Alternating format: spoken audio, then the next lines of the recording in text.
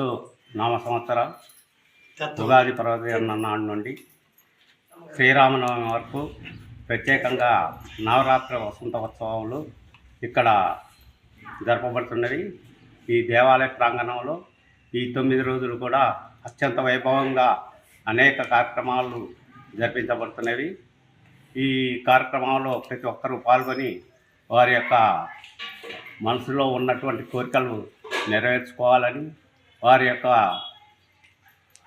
పూర్వాపరంలో చేసుకున్నటువంటి మంచి చెడులను ఇక్కడ వారికి జరిగే ఫలితాలను పరిష్కరించుకోవటానికి, వాటి ఫలితాలను తగ్గించుకోవటానికి, చెడు ఫలితాలను దూరం చేసుకోవటానికి ఇక్కడ ఇటువంటి హోమ కార్యక్రమాల్లో ఈ 9 రోజులు జరిగే హోమ కార్యక్రమంలో పాల్గొని మీరందరూ పునీతులు కావాల్సిందిగా కోరుతున్నాను.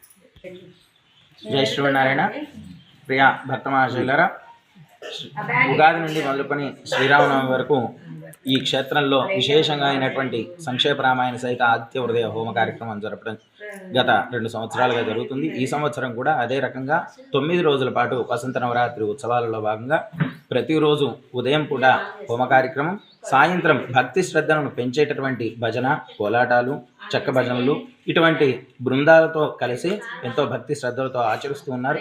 శ్రీరామనవమి ఎన్నో గ్రామాలలో జరుగుతాయి, కానీ ఈ గ్రామంలో ప్రత్యేకమైనటువంటి ఆకర్షణగా గత 50-60 సంవత్సరాలుగా ఇక్కడ కళ్యాణం జరుగుతుంది.